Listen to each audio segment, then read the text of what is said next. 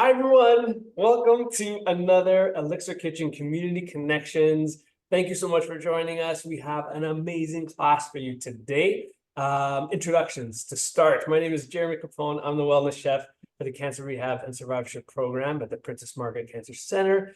And joined as always, the amazing registered dietitian, Daniela Pedini. Hello, Daniela. Hi, Jeremy. Hi. It's so great to see you and so excited about today's demo. So yeah, I'm the registered dietitian who works with Jeremy in the Elixir Kitchen, and I'm the one who gets to reap the benefits of, well, when I'm in there, when I am in the kitchen, his work, his yummy recipes. Anyway, Jeremy has created 3 new scrumptious springtime recipes for us that align beautifully with the cancer prevention guidelines, to have more plant foods, have more fiber, eat less meat, less added sugars. But with the warmer weather coming, we also thought it was a good time to refresh our knowledge of proper food safety practices to prevent food poisoning. And this is actually really important when you have a weakened immune system, which can happen when you have cancer, undergoing cancer treatment. We really have to pay attention to the precautions and the guidelines.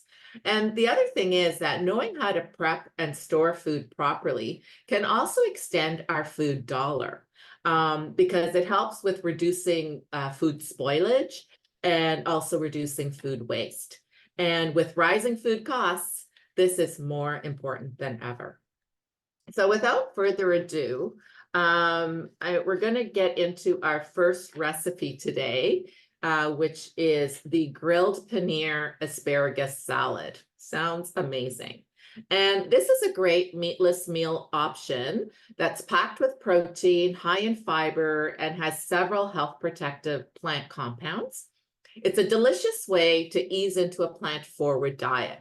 And the goal is to make half of our plate plant foods. If you see Health Canada's Healthy Plate, or if you see the American Institute Cancer Research, the New American Plate, they show you that a half or up to 2/3 of the plate should be plant foods. During this demo, though, we're also going to give you some tips on how to properly prep, wash, and store produce to reduce risk of food poisoning and reducing food waste. And with that, I'm going to throw it to the fabulous Jeremy in the kitchen. Thank you, Daniela. Yes, so we're going to start things off with a really nice, refreshing but hearty salad. I think especially as we're into spring, we're entering those warmer months, it's nice to have some fresher meals, but something that is still satisfying. And like Daniela mentioned, something that still has some protein and still meets some of those needs that we're looking for on a plate. And something that we haven't covered often, I think maybe even once, is paneer. Paneer is such a wonderful ingredient to use. It's a pressed cheese. You'll see it obviously in a lot of South Asian cuisine. It is very similar to, I would say, taste-wise, like cottage cheese, like flavor-wise, very mild. But because a lot of the water is pressed out of it, you have this really nice firm texture, very similar to the consistency of like a mozzarella, but it's not melty like a mozzarella.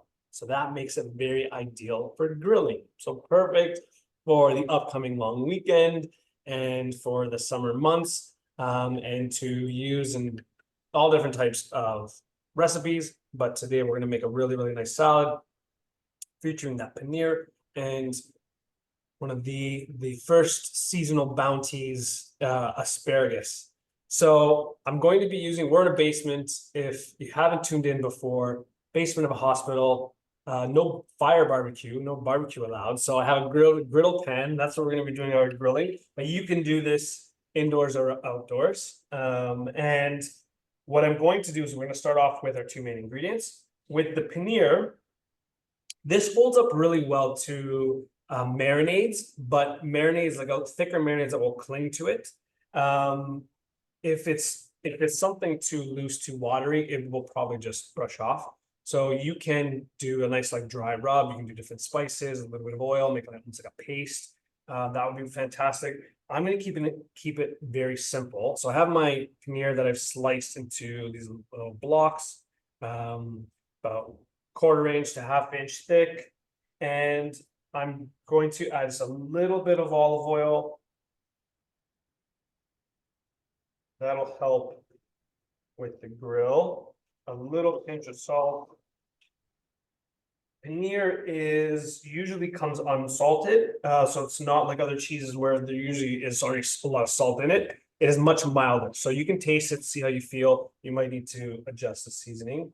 And then just some thyme. I have some fresh thyme here that I'm just going to roughly, even with the stems in is fine, just pinch off those petals right into the bowl. If you're using dry thyme, you can use about half the amount.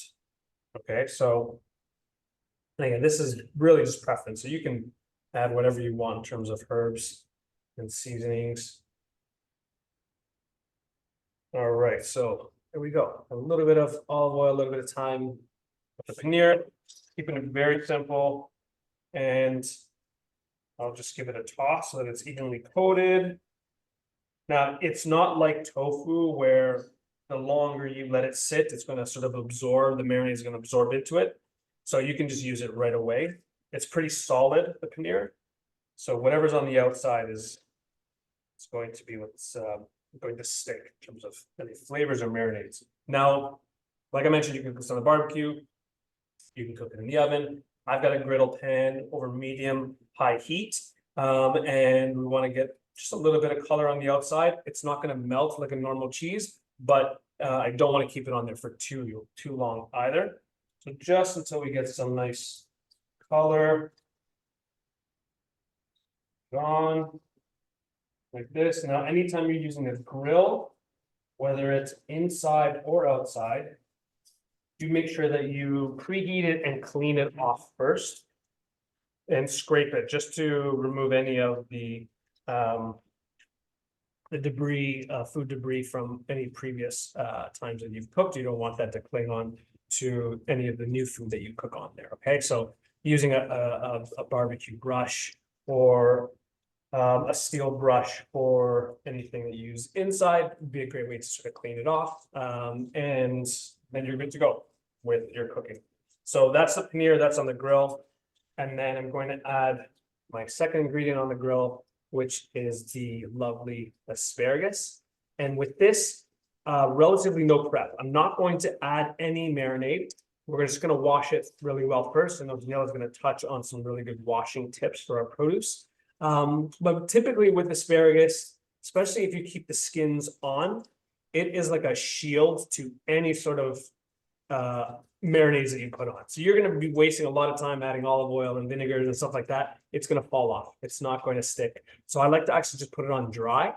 And then when it's nice and hot and starts to break down a little bit, that is when you hit it with a nice marinated dressing. And that is going to stick a lot better to the asparagus. The only thing we'll do here after washing it is trimming it. I know we've talked about this a few times. This is like my mission to dispel the tip of the bending the asparagus. You may have seen it before where you bend the asparagus and wherever it breaks, that is the part you discard. I just want to show you where it broke. It almost in half. So you're going to be losing a lot of that delicious asparagus. All you really need to do, it's really like the bottom inch of the asparagus that is a little more rough and fibrous. You just cut off the last inch of all your asparagus and then it's good to go, okay? Stop with the bending technique. It also wastes a lot of time. Just grab all your asparagus together, chop off the bottom inch, and then you're good to go. And of course, you know, with the cost of food, you don't want to waste half of the asparagus. You'd be throwing away 50%. Yeah. So while Jeremy's doing that, I'll just talk a little bit about produce washing, you know. So with the asparagus, maybe like that might just be okay with cold running water. The point we wanted to bring forward is that they're still selling a lot of these soaps. They say you need this germicidal soap for your fruits and veggies. Well, you don't. And so that is actually one place where you can save money in not buying those soaps, because what happens is it also may leave a residue that you don't want to have on your produce. And the best thing is to use cold running water. And the running is the key part of it, because the running makes sure that you're getting rid of that debris that's on your fruit and vegetable when you're washing it, and it's going down the drain. You're not sitting your fruit and vegetable in the sink with that water. So you want the running water, it drains away. And then I was showing Jeremy my little scrub brush. I have props today, and you don't need this for the asparagus really, but this is a great tool to have, this brush, for items like potatoes, sweet potato, things that have nooks and crannies. I used it on my cantaloupe the other day just to kind of clean the skin before I cut the cantaloupe. Yeah,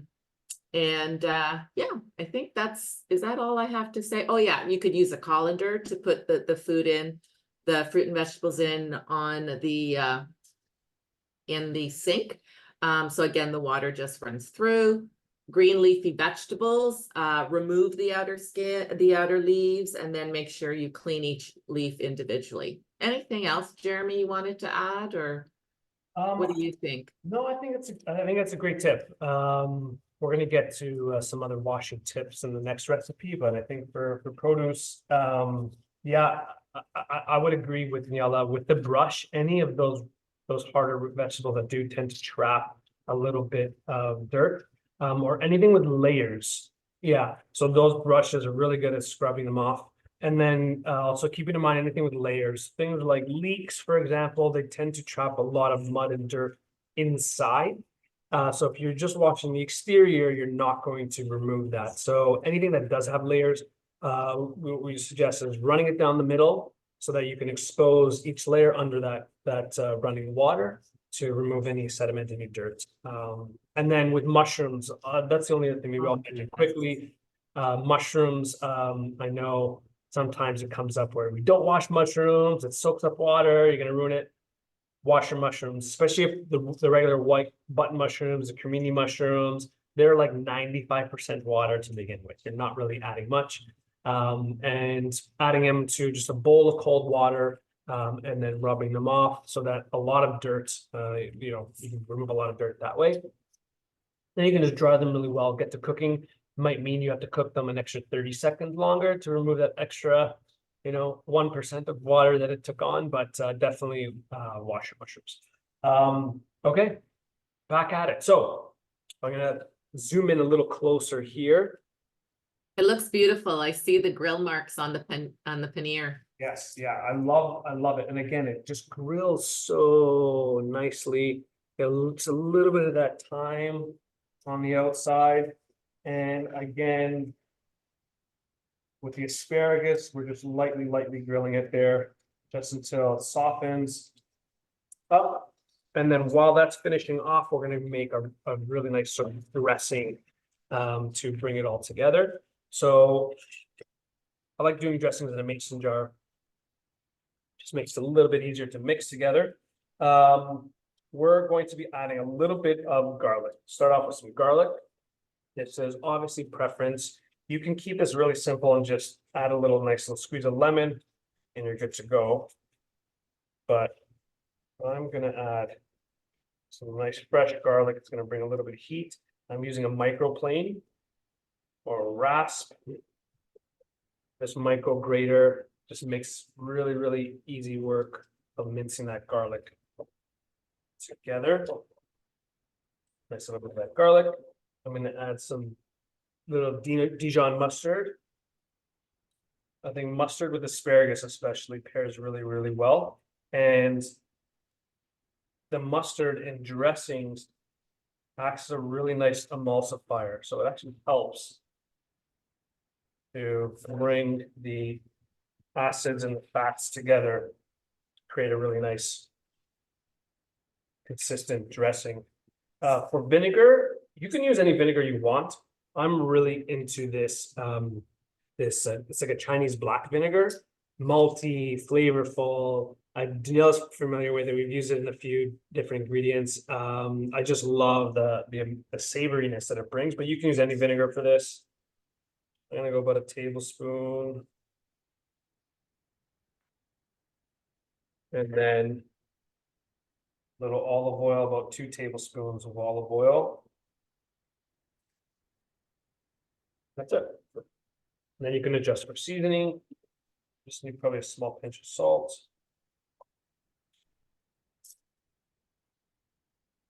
And because of the mason jar, we can just put the lid on and shake it to emulsify it and create a really, really, really nice, flavorful dressing.